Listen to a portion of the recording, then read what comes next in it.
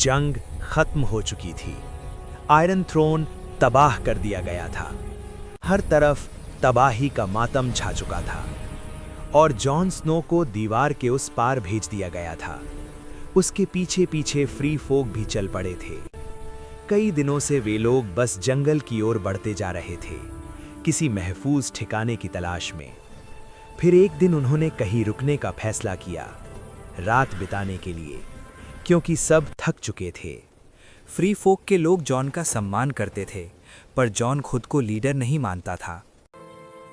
रात के वक्त जब आग जलती और बर्फ हवा के साथ नाचती, जॉन अकेला बैठकर आसमान देखता।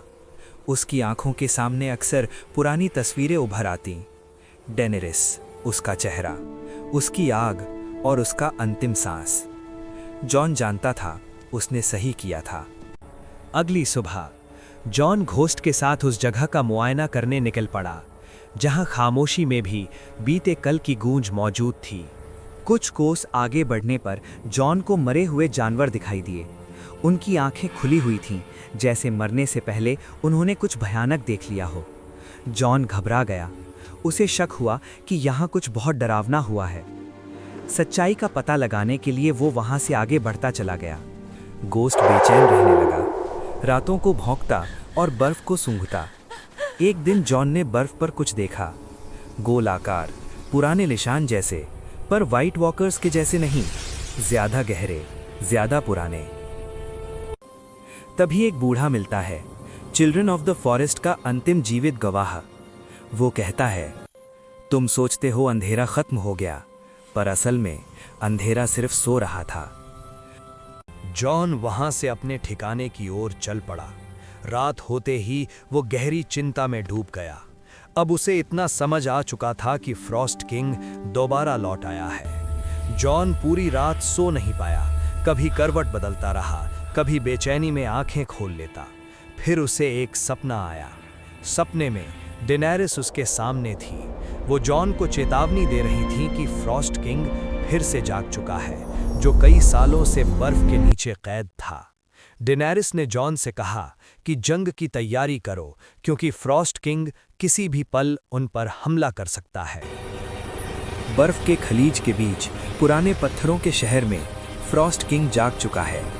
उसकी आंखें नीली नहीं, काली हैं। वो बोलता नहीं, उसकी मौजूदगी ही मौत है। जैसा सोचा गया था वैसा ही हुआ। फ्रॉस्ट किंग ने अचानक हमला कर दिया। फ्री फोक भी जंग की तैयारी में जुट गए और देखते ही देखते भीषण युद्ध शुरू हो गया। दोनों फौजों के बीच अब घमासान युद्ध होने वाला था। फ्रॉस्ट नाइट की सेना और फ्री फोक आमने सामने खड़े थे। घंटों तक वे एक दूसरे से लड़ते रहे।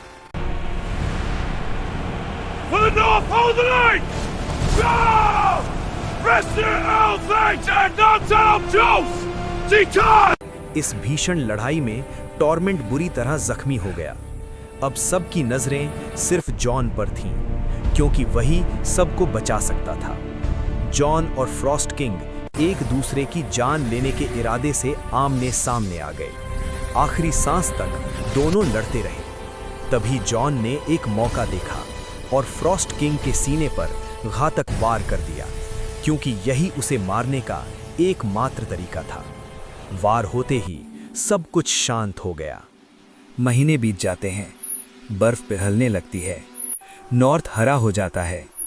फ्री फोक कहानी सुनाते हैं, एक आदमी की जो खुद बर्फ बन गया ताकि दुनिया जिंदा रहे।